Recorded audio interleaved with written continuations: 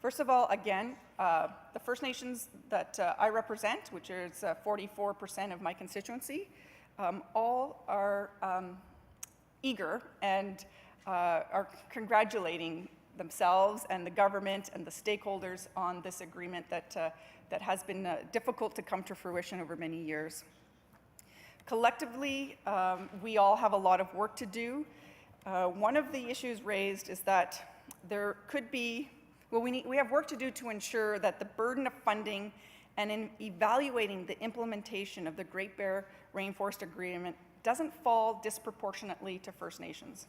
So there's a little bit of apprehension and anxiety about that.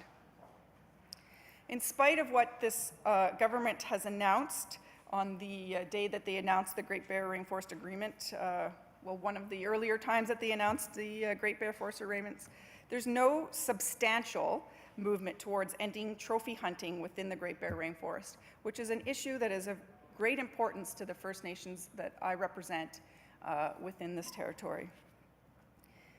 Again, the financial burden of compensating the license holders, the commercial grizzly bear operators, the burden is on First Nations. It's on a willing seller, willing buyer arrangement, and that is, likely to be cost prohibitive for many of the First Nations.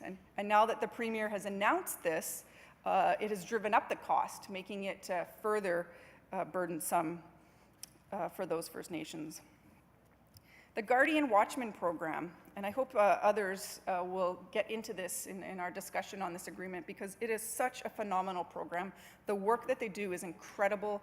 The products that they produce, the maps that they produce, the science that they produce is outstanding. The Guardian Watchman bank many, many more hours and spend significantly larger budgets on monitoring industrial and recreational use of the Great Bear Rainforest than any provincial agency does. And we're seeing more cutbacks to the provincial agencies, particularly with BC Parks. And we need to get a move on with the marine protections, and also integrating terrestrial and marine planning. I'm a huge proponent of marine planning. I've had the pleasure of being involved in various marine planning processes back in the day when PNCEMA, the Pacific North Coast Integrated Management Area, was around. I was involved in that. My colleagues here, who are, without, pardon the ageist comment, who are significantly older than I, were participating in the land use agreements. I was too young at the time, but the marine use planning is a model off the land use planning, and I commend that. I'm getting the looks here from my colleagues. By all means, I did not mean any offense by that. I just was acknowledging that I didn't have the pleasure of participating in land use planning of any great significance in my lifetime. The 1890s, yes.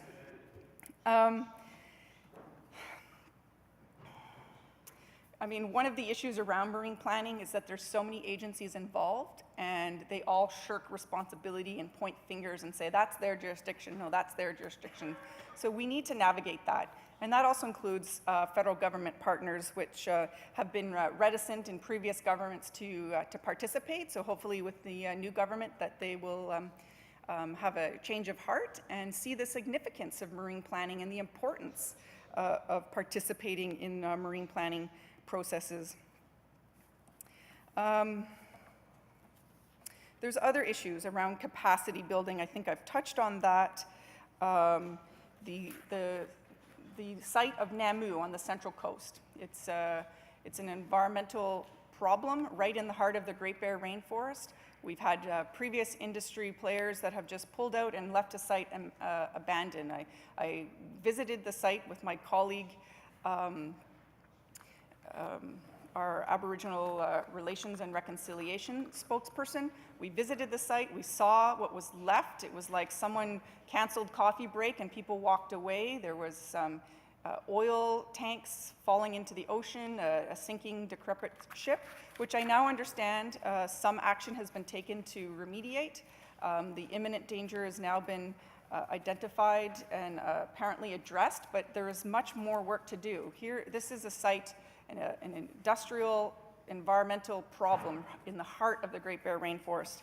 And there's huge opportunity to fix that site up, remediate it, and have tourism draws and provide a support station for traveling yachters up and down the Central Coast. BC ferries. I cannot not talk about the Great Bear Rainforest and talk about the fact that this government took away the Queen of the Chilliwack, the vessel that carried over 100 cars and took people to the heart of the Great Bear Rainforest, went right to Bella Coola. That ship was taken away. It was replaced with a year-round ship that they had normally used only in winter service, the Namu, which, not the Namu, the Nimkish, pardon me, all these N words. So the Nimkish now, it holds a maximum of 16 cars. Last April, I tried to book a trip to Bella Coola on the ferry, and every sailing was booked until September. So clearly we're not providing that community with the capacity they need. And if we are to promote this world-renowned site, this Great Bear Rainforest, we need to allow people to get there. And the transportation issues need to be addressed. I must just speak a little bit more on that, actually. I wanted to mention that this was an area that was the Bella Coola Valley was a forestry area. This was a logging community, or a logging series of communities that through these arrangements were told you can't participate in the logging industry as you currently have. So majorly downscaled. And these people were told by this government, by the BC Liberal government, to reinvent themselves with tourism. And the provincial government provided them funding and said, here you go, reinvent yourself, create tourism, take people on bear tours, take people on rafting tours, go hiking in the mountains. And yet the only tool that they had to do so was a robust ferry system, which they had yanked out of their hands. So this area is deserved of some attention from this government, because they have yanked both economic drivers out of their hands and have left them squandering, like they've been left alone, desperate. The depression rate has got to be through the roof in this community from the sad and bleak emails that I get from people trying to make ends meet in the Bella Coola Valley. So in the spirit of this Great Bear Rainforest Agreement, let's see some resources, let's see some support for the Bella Coola Valley residents.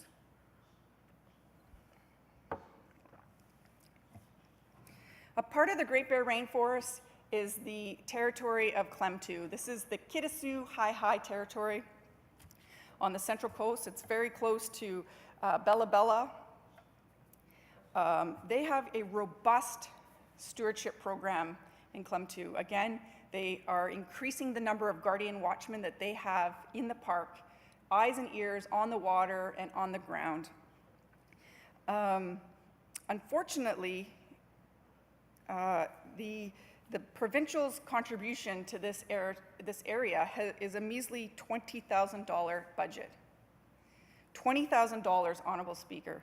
This is an area the size of countries, European countries. Switzerland comes to mind, and they have a $20,000 budget. They faced a 5% cut last year. Now we learn that we'll have 18 BC Parks rangers for the entire province. And these people are tasked with providing conservation protection for the entire province. And here we are in the Great Bear Rainforest, no eyes and ears on the ground. No one doing science, no one collecting any baseline data, no one managing the increasing number of operators, tour operators, yachts, companies that travel from Alaska to Oregon.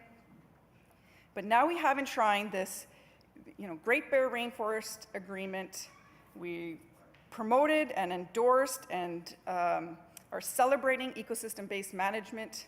So we need to put our money where our mouth is, or the BC Liberal government needs to put their money where their mouth is, and properly support monitoring and enforcement in this area. A big challenge for the Kitasoo High, and other First Nations in the Great Bear Rainforest is that they're doing all of the province's work, and they're not being included in decision making.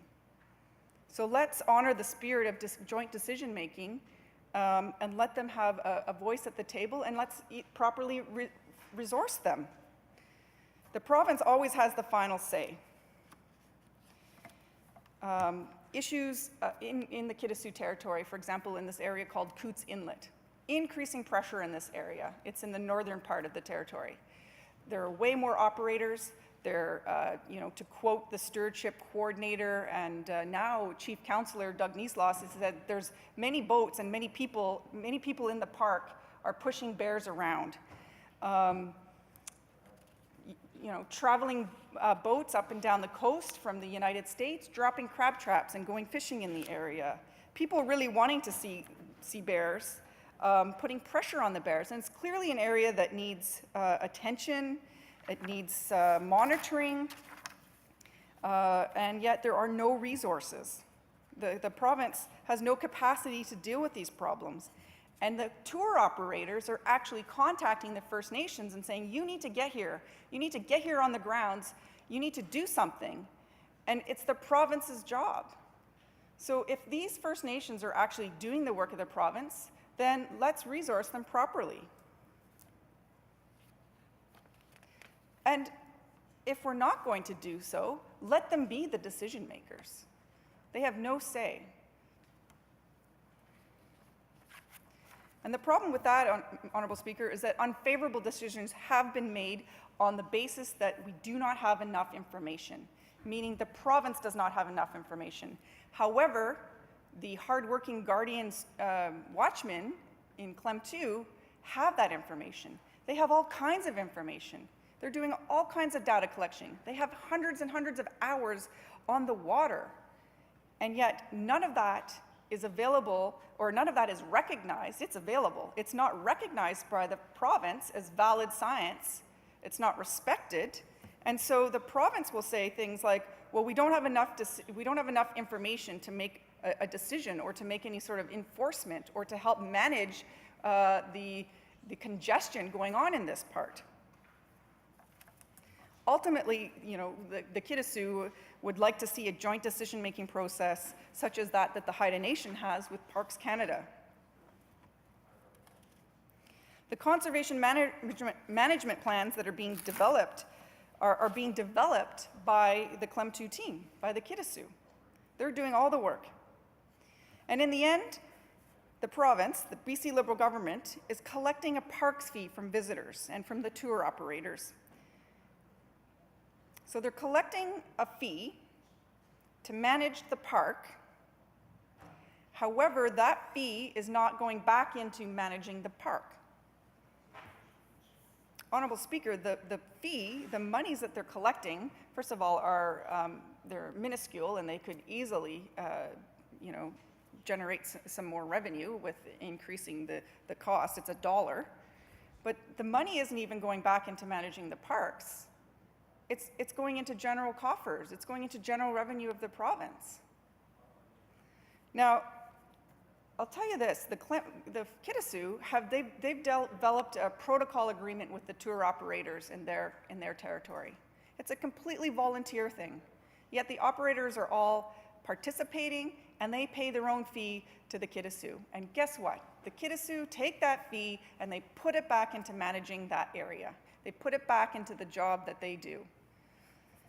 So, Honourable Speaker, as I said, there is much more we can do.